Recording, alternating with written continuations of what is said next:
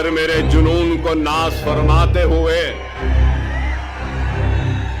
देख कर मेरे जुनून को नाश फरमाते हुए, मौत शर्माती है मेरे सामने आते हुए। अरे कौन आया, कौन आया, कौन?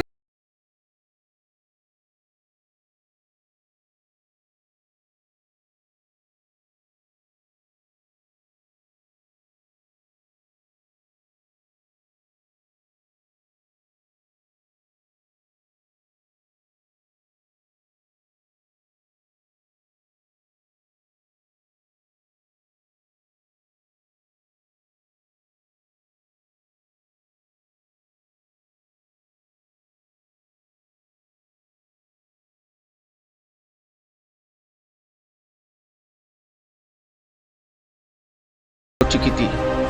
नासिर सिद्दीकी को औरंगाबाद सेंट्रल विधानसभा क्षेत्र से उम्मीदवार बनाया गया है, जबकि इम्तियाज जलील को औरंगाबाद पूर्व विधानसभा क्षेत्र से उम्मीदवार दी गई है। अकबरुद्दीन ओवैसी अपने प्रचार के लिए कल रात औरंगाबाद पहुंचे। आज शाम 7 बजे आम खास मैदान में एक जनसभा का आयोजन किया गया था।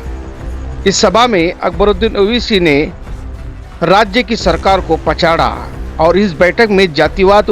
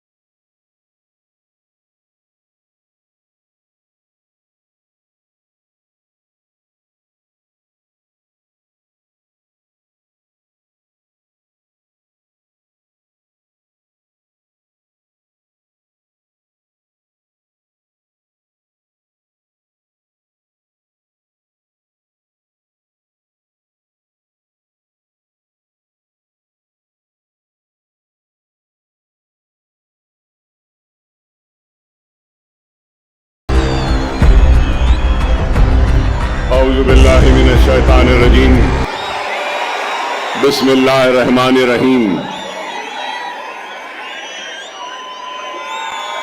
देख कर मेरे जुनून को नाश फरमाते हुए, देख कर मेरे जुनून को नाश फरमाते हुए, मौत शर्माती है मेरे सामने आते हुए।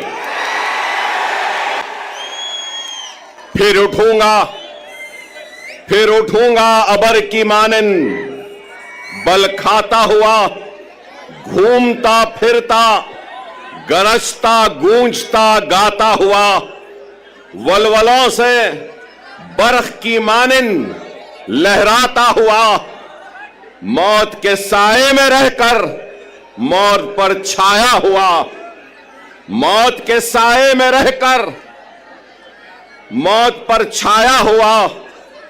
काम है मेरा तगय्युर, नाम है मेरा शबाब, मेरा नारा इत्तेहाद इत्तेहाद इत्तेहाद। ये जोश मलियाबादी के गजल के अशार हैं और जोश साहब से माफी मांगता हूं कि इसमें मैंने कुछ तरमीम की है, और तरमीम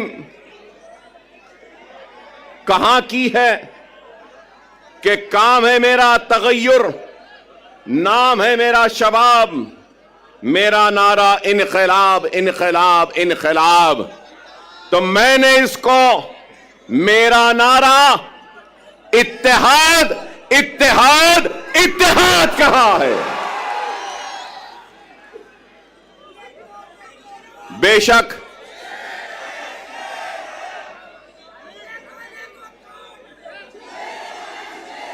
माफ करना,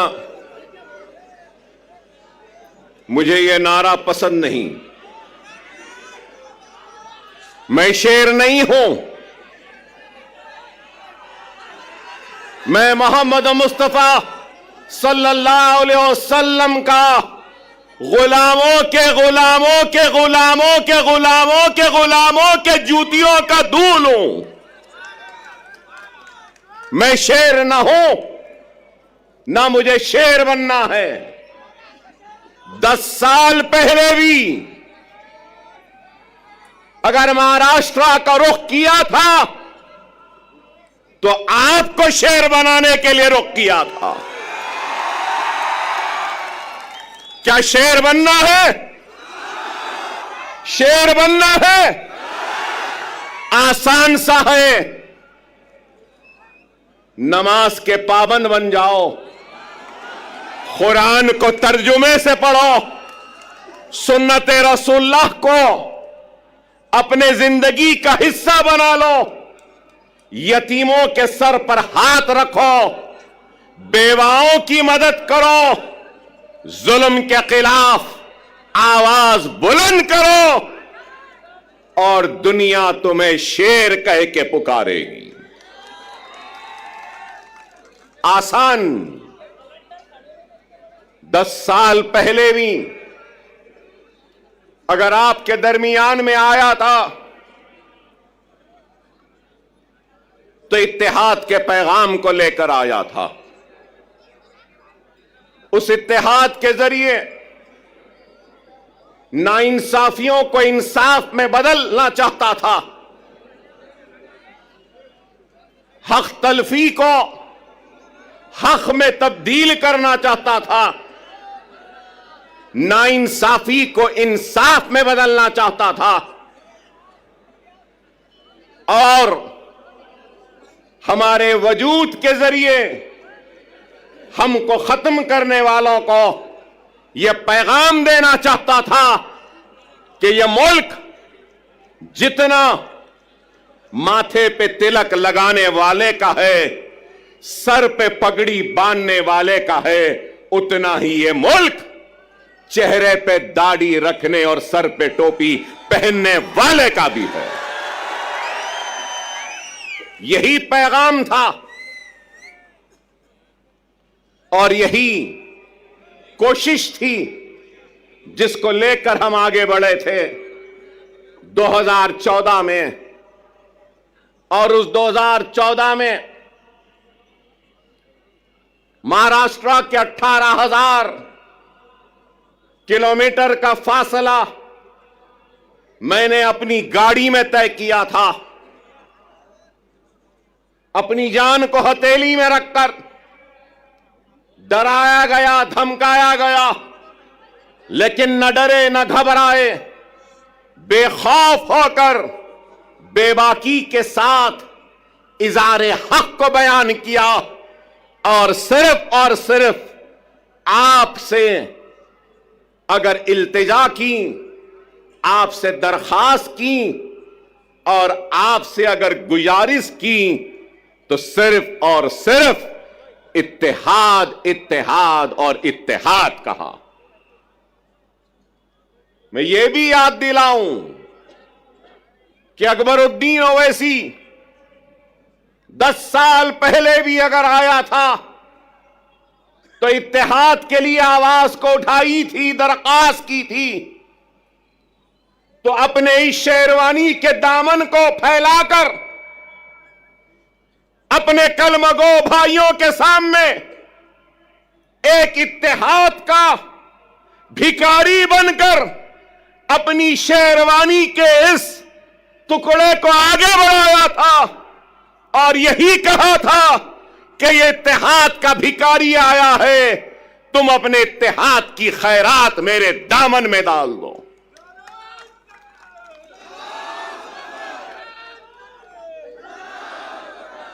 अल्लाह उसके रसूल की कसम, अकबरुद्दीन ओवैसी को अल्लाह ने इज्जत दी, शोहरत दी, नाम दिया, सब कुछ दिया। लेकिन एक बात कहूंगा,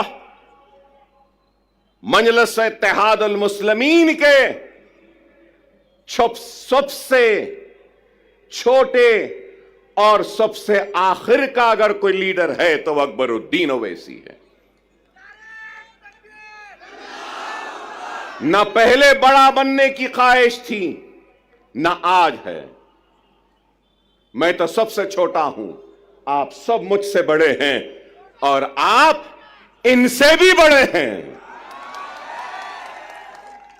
और इनके बाद और आपके बाद में मैं हूं। इस चीज को याद रखो, इस चीज को याद रखो। क़यादत एक अजीम जिम्मेदारी है। क़यादत एक अजीम जिम्मेदारी है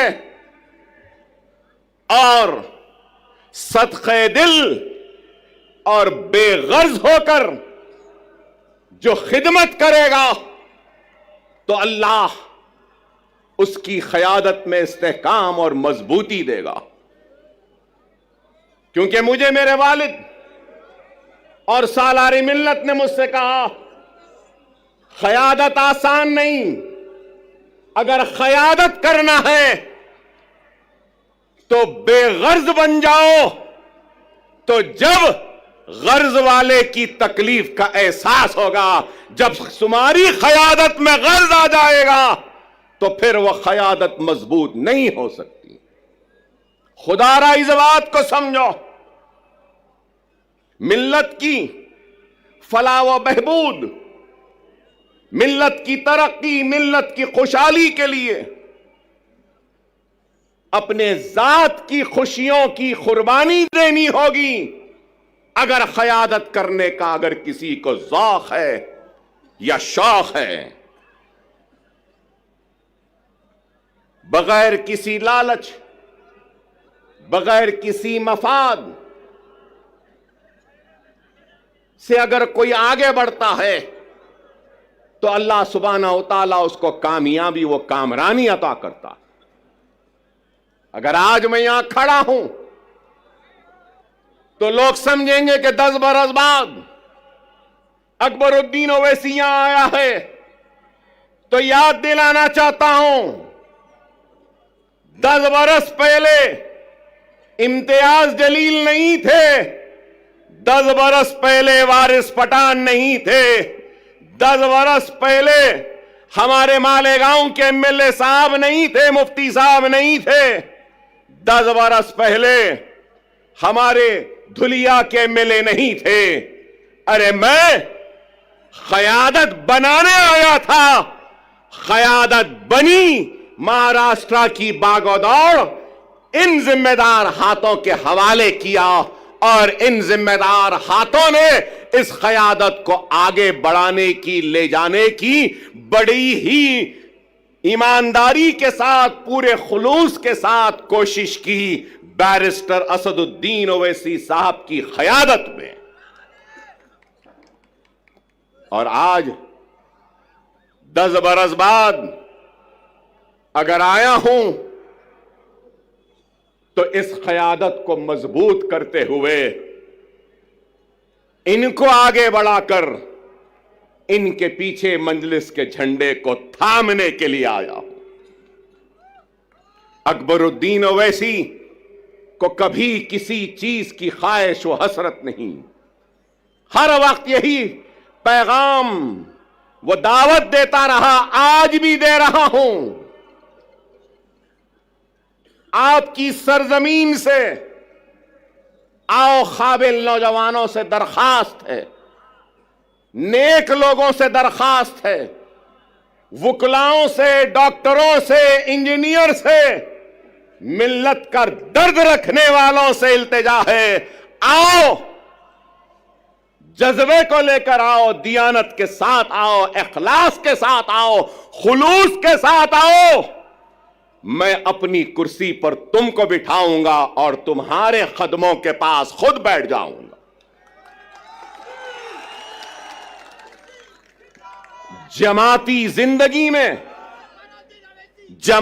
जिंदगी में शख्सियतों की अहमियत नहीं होती, याद रखो।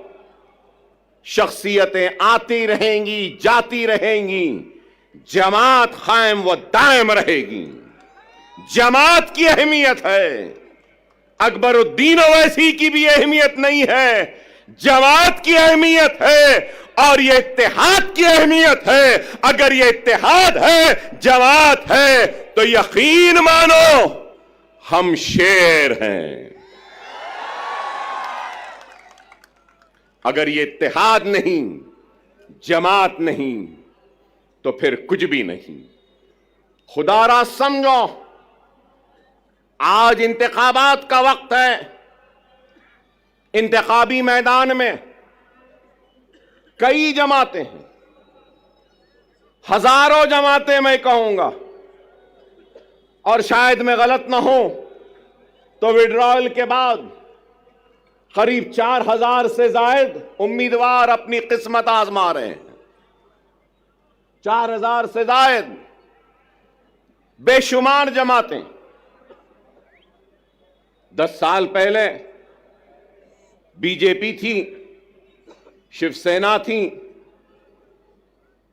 और राष्ट्रवादी कांग्रेस थी, कहीं पर समाजवादी पार्टी भी थी। लेकिन आज कांग्रेस है, 2 एनसीपी है, पवार एनसीपी, शरद पवार, अजित पवार एनसीपी, 2 शिवसेना है, शिंदे सेना, ठाकरे सेना। अरे आप अंदाजा लगाइए कितनी पार्टियां हो गई हैं। मेरा एक ही सवाल है, हिंदुत्व पे अमल करने वाली जमातें शिवसेना, भारतीय जनता पार्टी, सही है ना? हिंदुत्व। अब हिंदुत्व की आइडियोलॉजी पे कायम रहने वाली शिवसेना के 2 टुकड़े हो गए 2 टुकड़े। आइडियोलॉजी तो दोनों की है एक ही। अब सवाल यह है कि कांग्रेस ने उद्धव ठाकरे से इत्तेहाद किया, पवार ने उद्धव ठाकरे से इत्तेहाद किया, और एक 3 पार्टियों का एक गुट बना।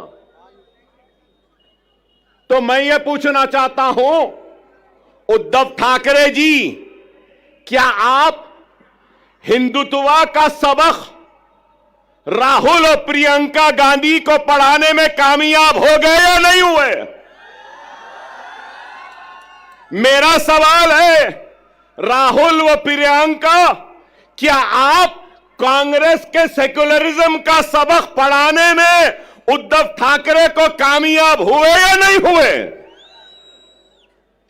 फिर मेरा सवाल है, शरद पवार साहब, क्या आप सेक्युलरिज्म का या आपकी जो भी आइडियोलॉजी है उसका सबक उद्धव ठाकरे और उस सेना को पढ़ाने में कामयाब हुए, या उद्धव ठाकरे हिंदुत्व का सबक पढ़ाने में आपको कामयाब हुए?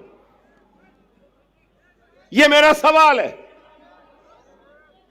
चलो ये इनका हो गया, तो अब दूसरी तरफ अब हम देखते हैं कि अजित पवार, तो मैं पूछना चाहता हूं कि अजित पवार शिंदे के सबक को पढ़ लिए, समझ लिए, या शिंदे ने पवार को नया सबक पढ़ाया, नया सिखाया, या फिर बीजेपी ने अजीत पवार और शिंदे को सबक पढ़ा दिया, या फिर अजीत पवार ने अपने करप्शन का सबक मोदी को और योगी को पढ़ा दिया, वो समझ गए। बताओ क्या है, कहां है आइडियोलॉजी, कहां है बुनियादी उसूल? अरे इनके पास कोई बुनियादी उसूल नहीं, कोई आइडियोलॉजी नहीं। अगर कुछ चाहिए तो इनको इख्तिदार चाहिए, इनको गद्दी चाहिए, इनको तख्त चाहिए। लेकिन हम क्या समझते हैं? जो लोग ये समझ रहे हैं कि मजलिस इत्तेहादुल मुस्लिमीन वो इम्तियाज जलील औरंगाबाद से नाकाम हो गए और वो कामयाब हो गए, तो उन अहमकों को, उन नादानों को, उन नासमझों को ये कहना चाहता हूं, मजलिस इत्तेहादुल मुस्लिमीन वो है जो दिलों को फतेह करती है। हकीकी फातेह वो नहीं जो जीते और जमीन को फतेह कर ले। हकीकी फातेह वो होता है जो दिलों को जीतता है और दिलों को फतेह करता है। हमारा काम दिलों को जीतना है, दिलों को फतेह करना है। हमारा काम इख्तिदार के कुर्सियों पर बैठकर मजे लूटना नहीं है। हम सच्चे दिल से, सदके दिल से अवाम की तर्जुमानी करते हैं, उनके मसाइल को उठाते हैं, चाहे ऐवान पार्लियामेंट हो या ऐवान असेंबली हो। मजलिस इत्तेहादुल मुस्लिमीन मसाइल को उठा रही है। मजलिस इत्तेहादुल मुस्लिमीन बेशक मुसलमानों की आवाज बनती है, मुसलमानों के मसाइल को उठाती है, लेकिन उसके साथ हर मजलूम की आवाज भी बनती है, दलितों की भी आवाज बनती है, तो हर किसी की आवाज बनती है। बैकवर्ड क्लास की बनती है, ओबीसी की बनती है, मराठा समाज की बनती है, तो हर समाज की आवाज बनती है। बेशक अकबरुद्दीन ओवैसी मुसलमान हैं, मैं ला इलाहा इल्लल्लाह मुहम्मदुर रसूलुल्लाह कलमा पढ़ने वाला मुसलमान हूं। मुझे नाज है मुसलमान होने पर, तो मुझे फख्र है हिंदुस्तानी होने पर। मैं फख्र से कहता हूं कि मैं हिंदुस्तानी हूं। हम हर एक के मसाइल उठाते, यहां पे बैठे हमारे दलित समाज के लोग हैं, दूसरे समाज के लोग हैं, बैकवर्ड क्लासेस के हैं, मुसलमान भी हैं, हर कोई है। मैं यही बात कहना चाहता हूं, हां मुसलमान की आवाज बनकर हम मुसलमान के मसाइल को उठाते हैं। मैं उठाता हूं, मुझे शर्मिंदगी नहीं है इस बात का इकरार करते हुए कि मुसलमान हूं, मुसलमानों की आवाज बनता हो, मुसलमान की तकलीफ को बयान करता हो, मुसलमान की हक तलफी पे लड़ता हो, मुसलमान की हक की लड़ाई लड़ता हो और नाइंसाफी पर आवाज को बुलंद करता हो। इसलिए कि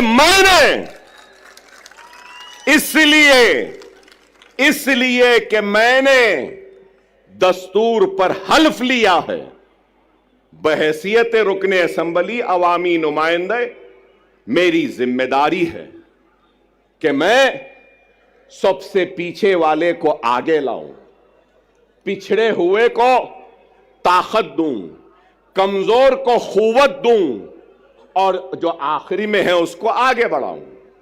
क्या लीडर की यह जिम्मेदारी नहीं? क्या कोई ये इस बात से इनकार कर सकेगा कि हिंदुस्तान की सबसे बड़ी अक़लियत मुसलमान रोजी रोटी, कपड़ा, मकान, तालीम, खुशहाली में सबसे पीछे है। और आज हमारी कोशिश वो पीछे जो मुसलमान है उसको आगे लाएं। हमारी कोशिश वो पिछड़ा हुआ मुसलमान उसको आगे लाएं। अल्लाह उसके रसूल की कसम, जब मुसलमान आगे आ जाएगा तो अगर पीछे ब्राह्मण रहेगा तो उस ब्राह्मण को भी आगे लाने का काम हम करेंगे, क्योंकि हमने दस्तूर पे हलफ लिया है पिछड़ों को, कमजोरों को आगे बढ़ाना हमारी जिम्मेदारी है।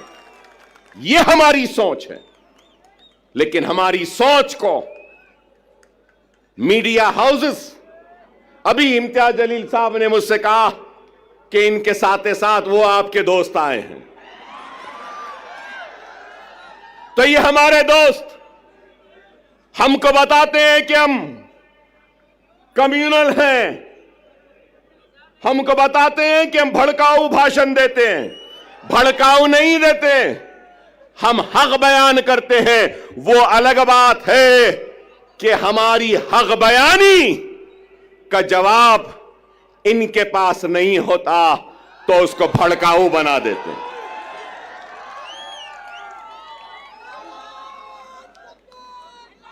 आज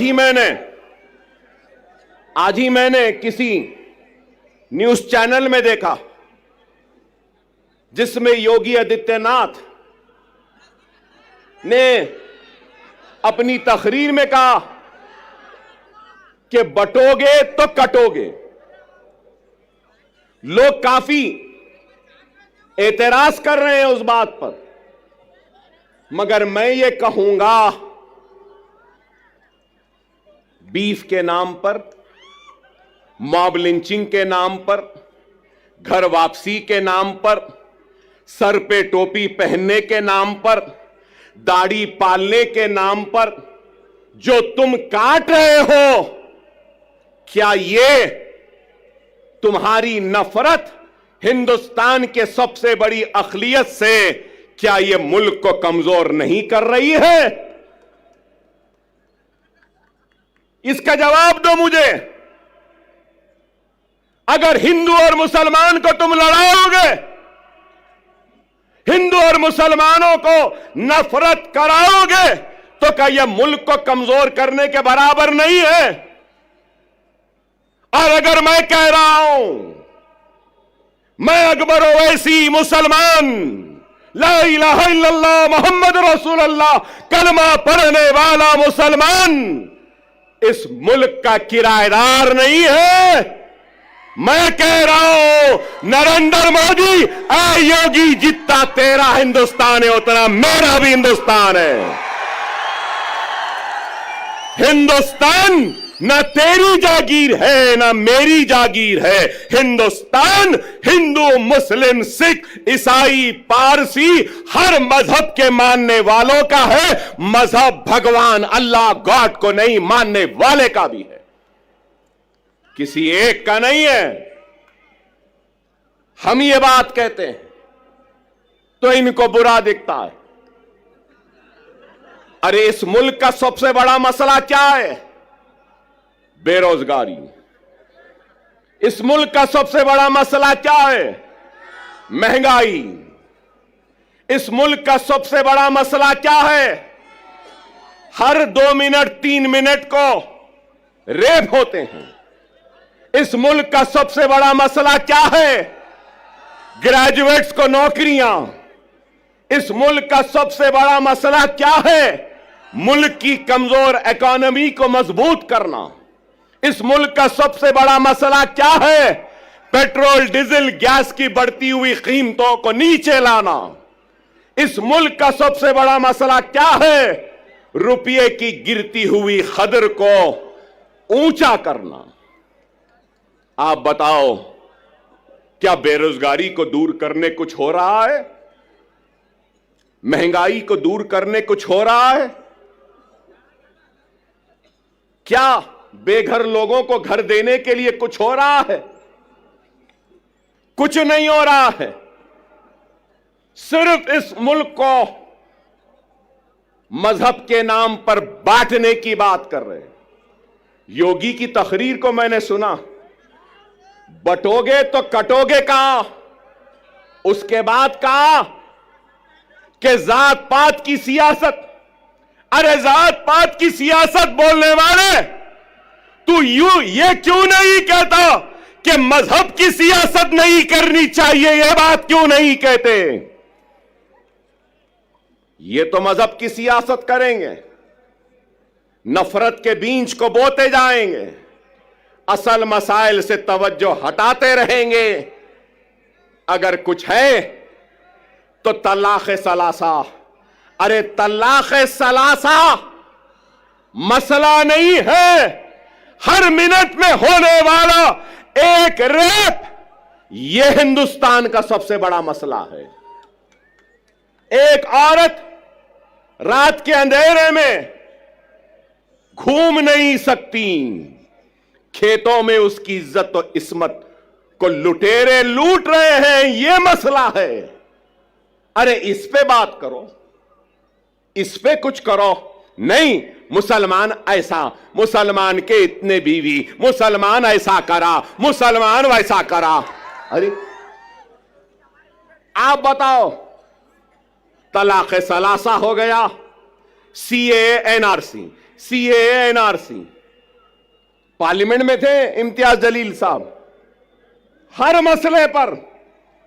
अरे आप बताओ, आज मैं यहां खड़े होकर कह रहा हूं, जिम्मेदारी के साथ कह रहा हूं, मजलिस इत्तेहादुल मुस्लिमीन के एक जिम्मेदार लीडर की हैसियत से कह रहा हूं और यह ऐलान कर रहा हूं कि मराठा समाज के लिए जो रिजर्वेशन की तहरीक चला रहे हैं, उनके लीडर, मैं उनसे कहूंगा, हमारा पूरा साथ आपके साथ है, हमारा पूरा ताउन आपके साथ है।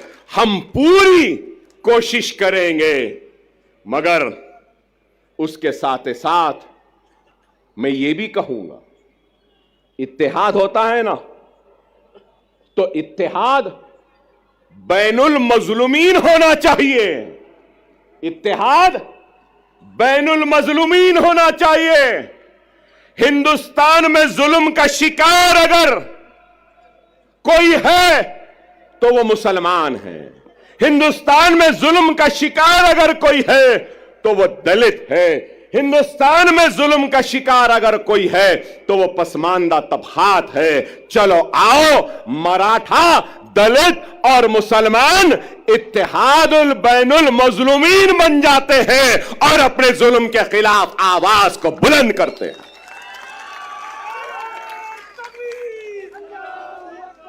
मगर मेरी बात खत्म नहीं हुई।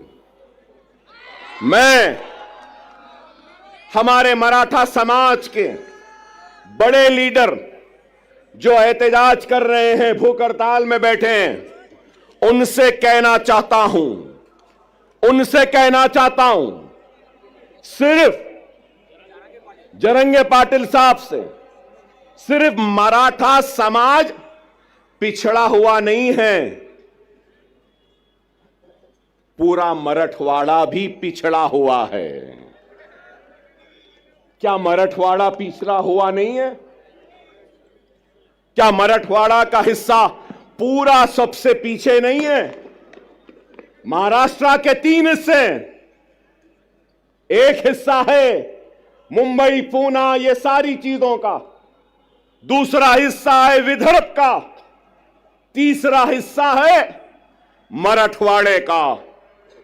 इन तीनों हिस्सों में सबसे पिछड़ा, सबसे पीछे कौन है?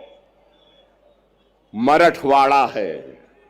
चलो, मराठवाड़ा की रिजर्वेशन के साथ हम मराठवाड़ा की खुशहाली के लिए भी जिद्दोजहद करते हैं। 30 साल पहले, यहां बैठे हैं मेरे मराठा भाई बहुत हैं। जब मैं मराठा भाई कहता हूं तो सिर्फ मुसलमान, सिर्फ हिंदू मराठा नहीं होता, मुसलमान भी मराठा है, दलित भी मराठा है, और मराठवाड़ा में रहने वाला हर कोई मराठा है। अब मैं कहता हूं, 30 साल हुए, मीडिया वालों जरा तवज्जो, 30 साल हुए, 30 इयर्स, 30 साल हुए। क्रिएशन मतलब एक कॉन्स्टिट्यूशनल बॉडी बनाई गई। क्या आप जानते हैं वो बॉडी क्या है? Marathwada statutory development board. Marathwada statutory development board, जो सिर्फ मराठवाड़ा के लिए बनाया गया।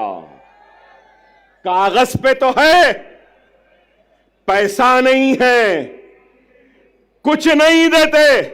चलो मराठों के रिजर्वेशन के साथ हम मराठवाड़ा स्टैट्यूटरी डेवलपमेंटल बोर्ड को 50,000 करोड़ का पहला मुतालबा करते हैं, एहतजाज करेंगे और मराठवाड़ा को हम आगे बढ़ाएंगे। क्या तैयार हो? क्या तैयार हो? मराठवाड़ा का किसान खुदकशी कर रहा है।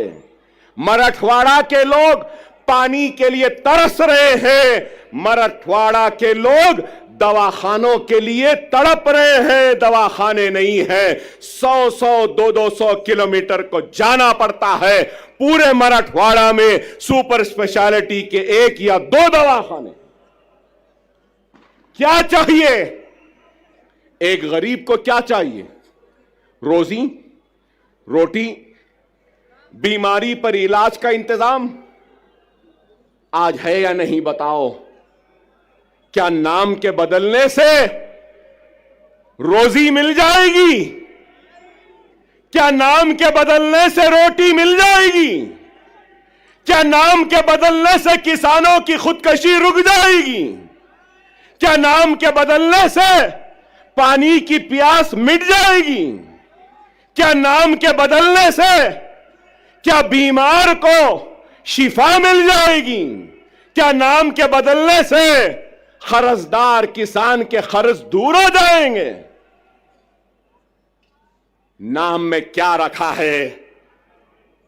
ऐ नाहेलो ना समझो, ऐ झूठो, ऐ बेमानो, काम करो काम।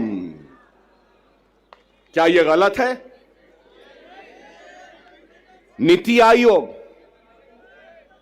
आयोग की रिपोर्ट उठाकर देख लीजिए मीडिया वालों। काबिल है, मुझसे काबिल, मुझसे पढ़े लिखे, मुझसे समझदार, मुझसे दूरअंदेश,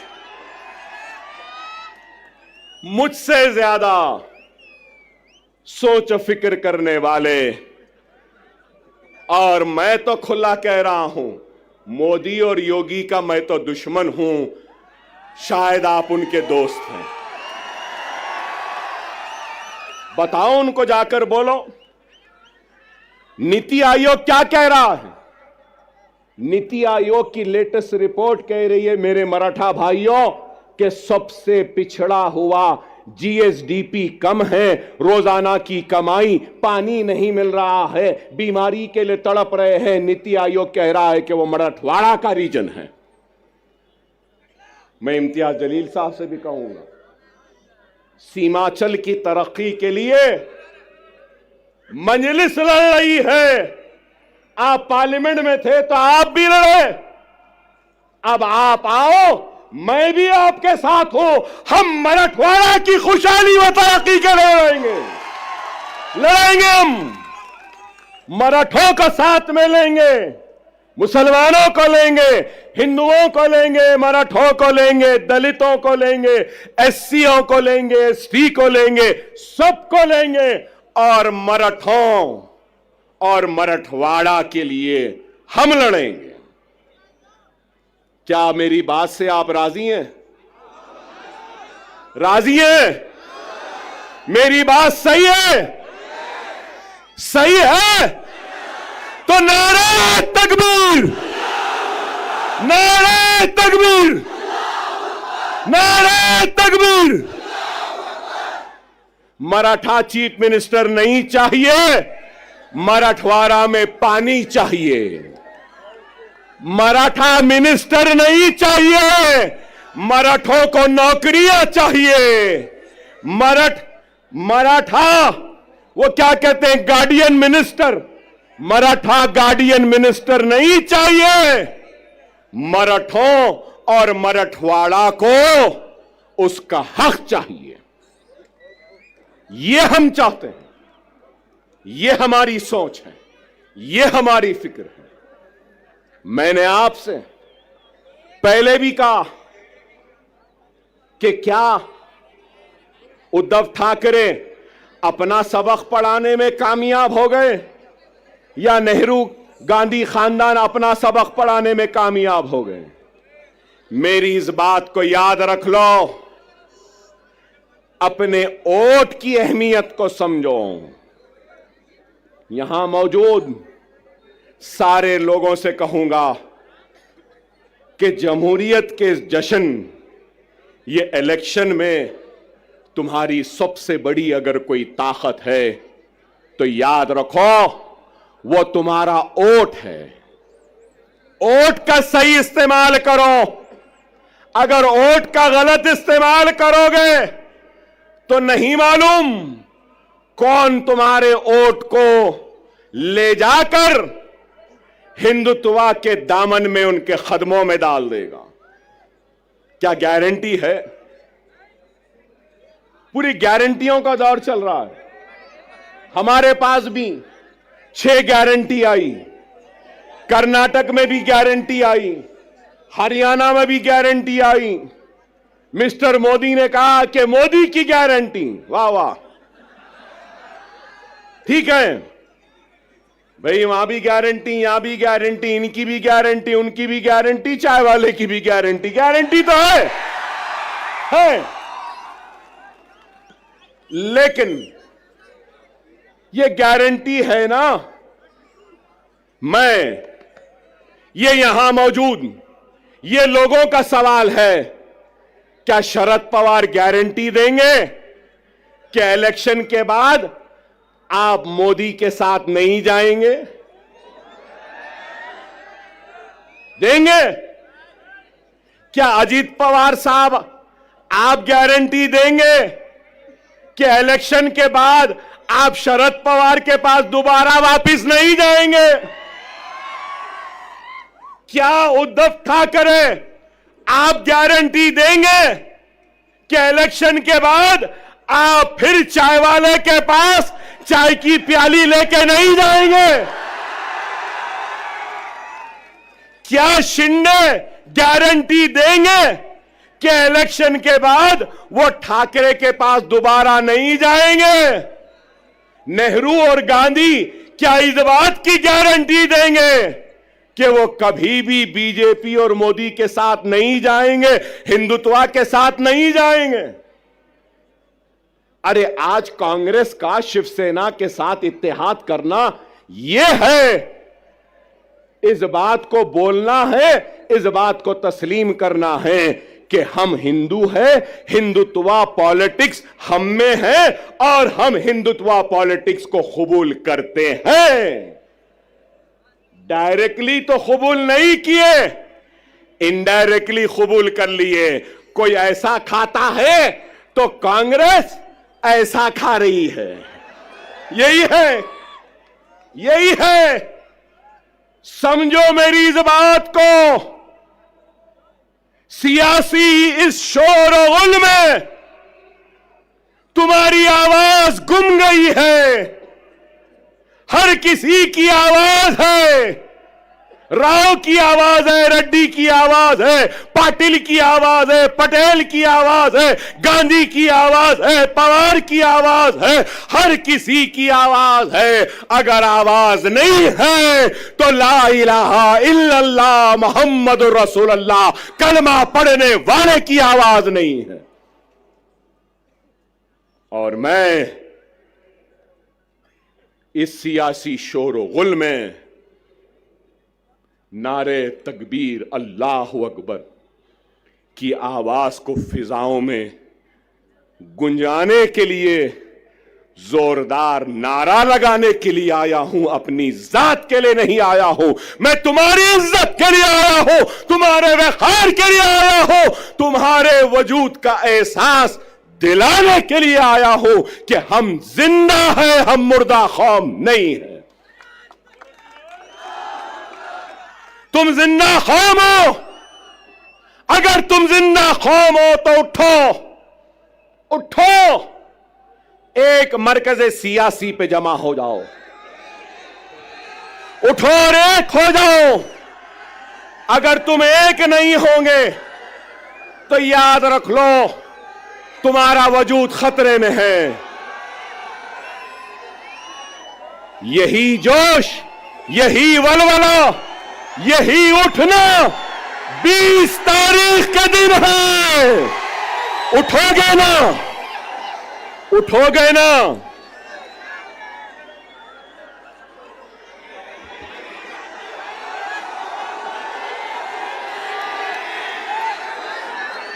(9:45)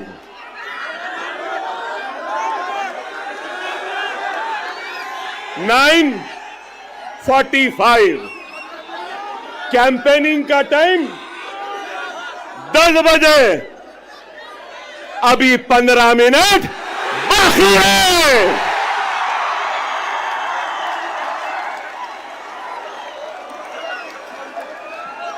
अरे भाई 15 मिनट बाकी है, सब्र करिए। ना वो मेरा पीछा छोड़ती है, ना मैं उसका पीछा छोड़ सकता। चल रही है, मगर क्या गूंज है। नारे तकबीर, नारे तकबीर, नारे तकबीर। अल्हम्दुलिल्लाह, अल्हम्दुलिल्लाह। खुदारा मेरी बात को समझो, वक्त नाजुक है। हमारा सबसे अव्वलीन फरीजा क्या है? क्या है? महाराष्ट्र में बीजेपी और शिंदे सेना और अजीत पवार के हुकूमत को शिकस्त देना, हराना है। उसके साथ हमारी जिम्मेदारी है, जहां जहां हमारे नुमाइंदे हैं, हमको अपने नुमाइंदों को भी कामयाब करना है। मैं आपके जोश की कदर करता हूं, आपके जोश का एहतराम करता हूं। याद रखो, वो कौम जिसके पास सिर्फ जोश है और होश नहीं, तो वो कौम कामयाब नहीं होती। वही कौम कामयाब होती है जिस कौम के पास जोश भी होता है और होश भी होता है। थोड़ी देर है, सुन लें, अपनी बात को खत्म करूंगा। 12 मिनट हैं।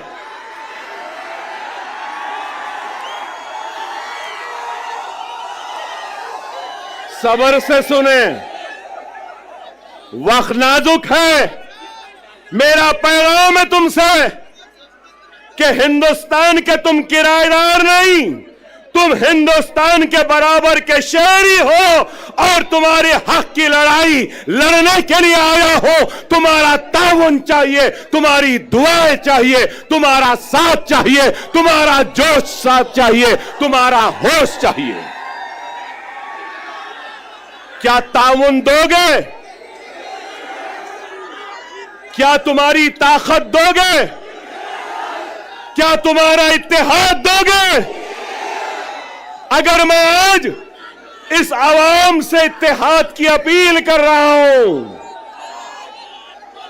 तो मजलिस इत्तेहादुल मुस्लिमीन से किसी भी वजह से दूर होने वाले हर फर्द हर मर्द, हर खवातीन, हर कायद से अपील करता हूं कि आओ इस जमात में आ जाओ, वापिस आ जाओ। ये जमात तुम्हारी भी है, ये तुम्हारी थी, आओ।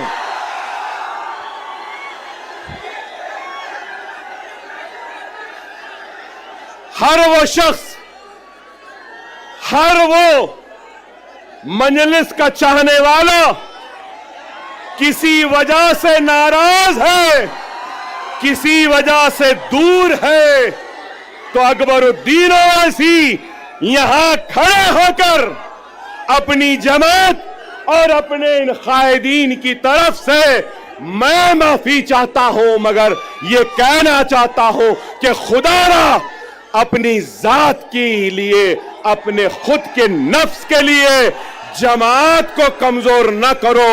मैं नहीं रहूंगा, तुम नहीं रहोगे, लेकिन जमात कायम व दायम रहेगी। खुदारा, खुदारा आओ, हम अपने कुर्सियां तुमको देने तैयार। बहुत से उलमा, मशाइखीन, वुकला, डॉक्टर्स, इंजीनियर, रोजमर्रा की मजदूरी करने वाला एक मजदूर या कोई भी मेरा भाई, कलमागो भाई जो मुझसे नाराज है, मैं उससे अपील करता हूं कि आ जाओ। ये वक्त है, ये वक्त है 2 मिनट की खामोशी।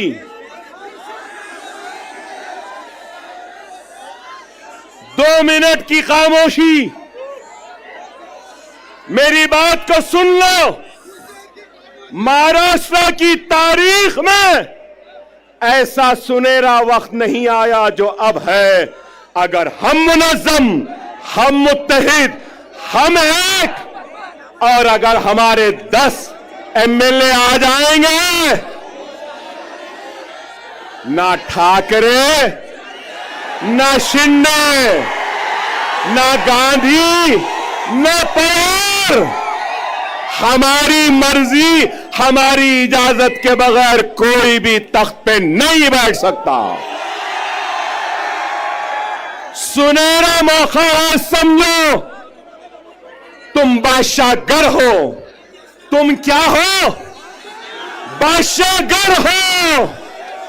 जिसको चाहे तख्त पे बिठा सकते हो, जिसको चाहे तख्त पे औंधा लिटा सकते हो। समझो इस बात को।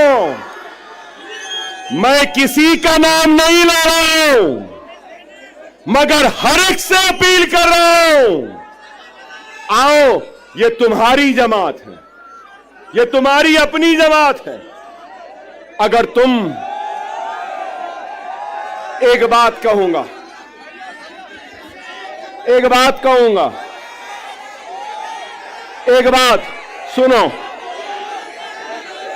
सुनो मेरे भाई। एक बीज होता है ना, बीज, बीज को जमीन में बोते हैं ना, जमीन में बोने के बाद अपने पसीने से, अपने खून से उस जमीन को सेंचते हैं। वो बीज एक पौधे का शक्ल इख्तियार करती है। फिर उसके बाद वो पौधा एक दरख्त बनता है, और दरख्त बनने के बाद उस दरख्त में क्या आते हैं? फल आते हैं। फल। ये वक्त सुनो, ये वक्त सुनो। हमने बीज बोया, खून पसीने से सेंचा जमीन को, पौधा आया, झाड़ लगे, और वो झाड़ में आज फल है। ये फल खाने का वक्त है, फलदार दरख्त को काटने का वक्त नहीं है। खुदा इस बात को समझो।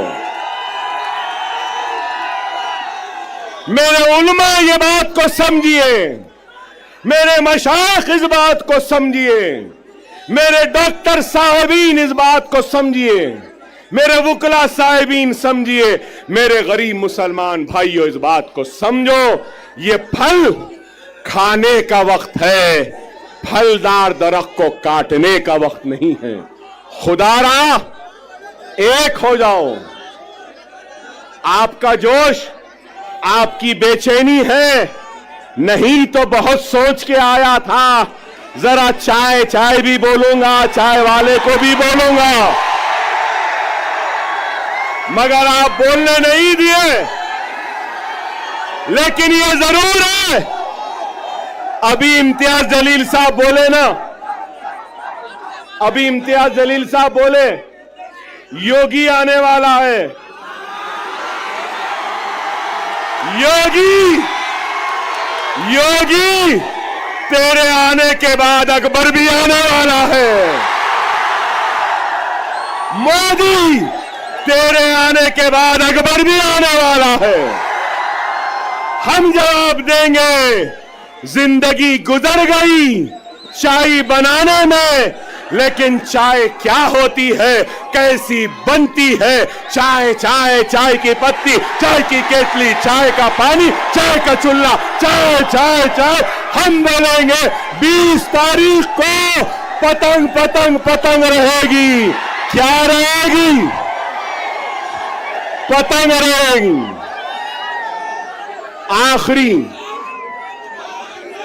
आखिरी अहम बात, आखिरी अहम बात, 10 साल के बाद आया था, अल्हम्दुलिल्लाह जोश तो आज भी है बाकी। 10 साल बाद आया, लेकिन वलवला आज भी बाकी है। 10 साल बाद आया, मगर तुम्हारे जोश ने मुझे और जवान बना दिया। वादा है, वादा है, महाराष्ट्र की सियासत में इम्तियाज जलील और दूसरों के साथ अकबरुद्दीन ओवैसी भी अब खांधे से खांधा मिलाकर खड़ा रहेगा।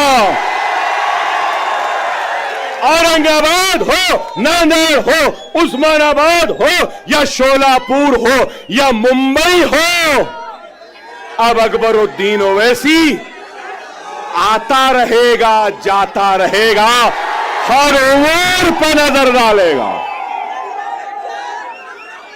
जिंदगी में मैंने कभी भी वोट नहीं मांगा। मैं 6 इलेक्शन जीत गया। कितने? 6। अब 30 बरस होते हैं। मगर आपसे कहूंगा, आप इस इलेक्शन में मजलिस के साथ साथ इम्तियाज जलील और नासिर साहब के साथ साथ और हमारे दलित भाई के साथ साथ आप अपना वोट अकबर ओवैसी को भी दे रहे हो। आपकी हर तकलीफ में अकबर ओवैसी आएगा, आपके हर दुख में आएगा, आपके साथ रहेगा। इंशाअल्लाह ताला हम 20 तारीख को आसमान में सिर्फ पतंग पतंग पतंग पतंग पतंग पतंग पतंग रहेगी। नारे तकबीर, नारे तकबीर, नारे तकबीर। हिंदुस्तान, हिंदुस्तान, हिंदुस्तान। हम सब एक हैं, हम सब एक हैं और हम सब एक रहेंगे।